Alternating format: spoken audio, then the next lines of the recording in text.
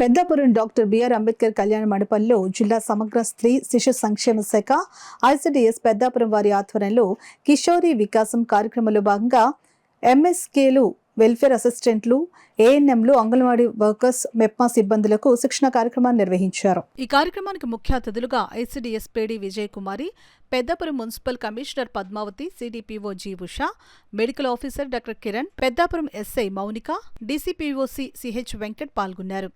ఈ యొక్క కిషోరి వికాసం కార్యక్రమాల్లో భాగంగా లింగ వివక్షత, సంపూర్ణ ఆహారం, ఆరోగ్యం, నాణ్యమైన విద్య, వ్యక్తిగత ఋతుస్రావం, పరిశుభ్రత, లైంగిక వేధింపుల నుండి రక్షణ, బాల్య వివాహాలను అరికట్టడం, మానవ అక్రమ రవాణా, ఆత్మరక్షణ, నైపుణ్యం, ఉపాధి మొదలగు వాటిపై శిక్షణ ఇవ్వడం జరుగుతుందని ఐసిడిఎస్ సిబ్బంది తెలియజేశారు. కార్యక్రమంలో కె శ్రీనివాస్, డీసీపీఓసి సిహెచ్ వెంకట్ శిక్షణ ఇవ్వగా, జిల్లా లీడర్ సుధాకర్ ఫోక్సో చట్టం గురించి వివరించారు.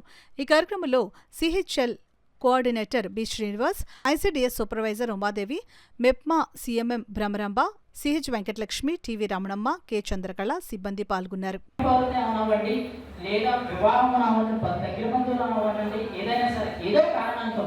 వివాహం చేసుకుని ఆ అమ్మాయితో పాపం చేసిన వ్యక్తి మీద, తర్వాత దానికి బాధ్యులైన వాళ్ళ మీద, అందరి మీద కూడా పోక్సో యాక్ట్ ప్రకారం కేసు నమోదు చేసి 20 సంవత్సరాలు తక్కువ కాకుండా శిక్ష విధించే అవకాశం ఉంది. తర్వాత మనకి ఈ బాల్య వివాహాల వలన మనకి ఏ ప్రభావాలు ఉంటాయి, వచ్చే నష్టం ఏంటి అని మనం మాట్లాడుకుంటే, ఈ చూడండి ఇక్కడ అవసరమైన విద్యను పొందలేకపోవటం, అవునా కదండి?